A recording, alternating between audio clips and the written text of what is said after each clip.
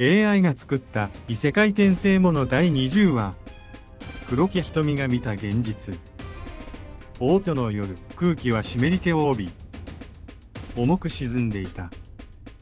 屋敷の一角。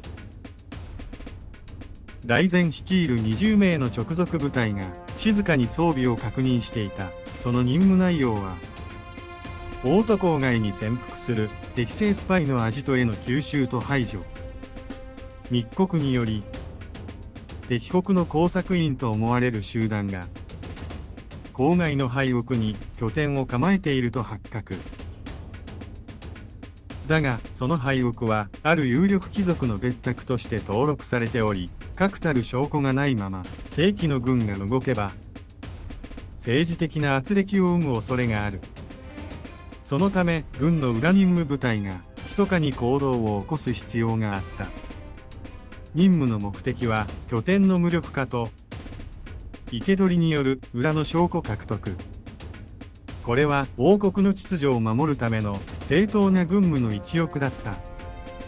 出発前、俺は屋敷の通用門で大前とエリスを見送った。本当に行くのか、エリス。当然です。任務ですから。短く答えたエリスの胸元。そこにはシルブエリスが静かに潜んでいる。なんかくすぐったいです。頬を軽くあからめながら、彼女は軽く胸元を押さえる。その様子を見て少しだけ緊張が和らいだ。じゃあ行ってくる。大前の合図で部隊は闇の中へと溶け込んでいった。俺はユリットと共に静かな一室で待機していた。ユリットは魔力の流れを確認しながら、俺の手を軽く取った。始めるわよ、レオン様。覚悟はできてる？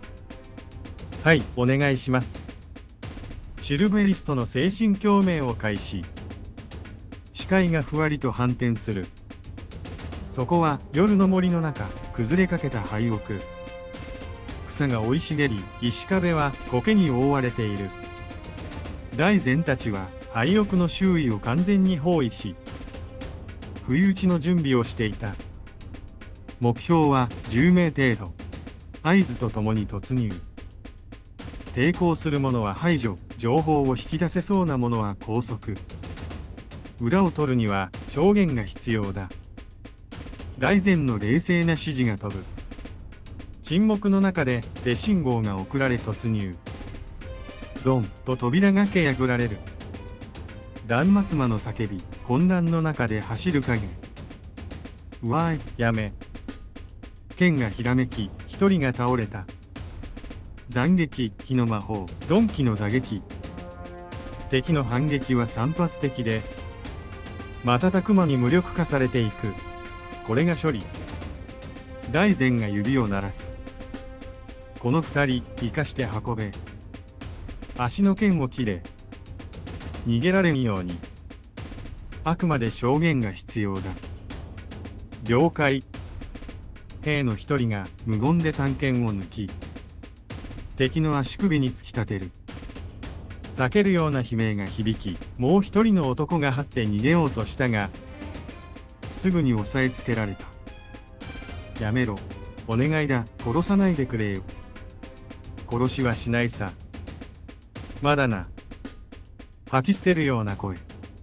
ギリと視界が揺れた。やばい。喉が焼けるように痛くなる。息が詰まり、心拍が跳ね上がる。視界が二重になり、音が歪む。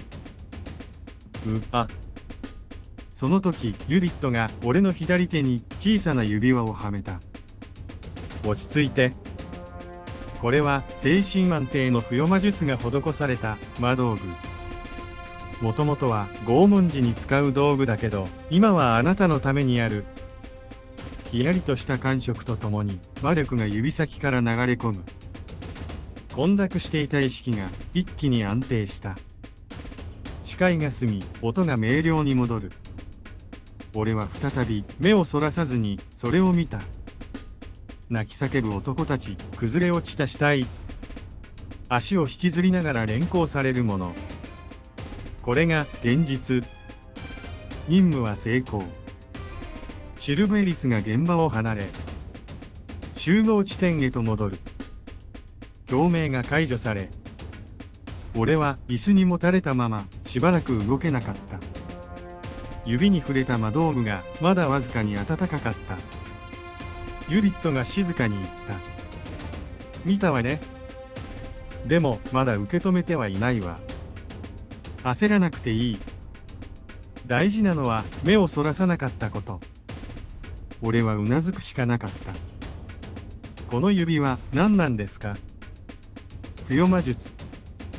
精神を平坦に保つために魔力を定着させたもの。他にもね、思考力を高める指輪。体力を強化する首飾りなんてものもあるのよ。とても高価だけど。すごい。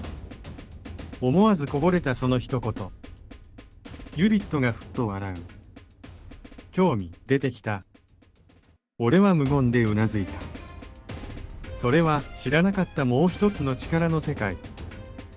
この夜を境に俺は一歩また深くこの世界へと足を踏み入れたのだった。チャンネル登録、高評価お願いします。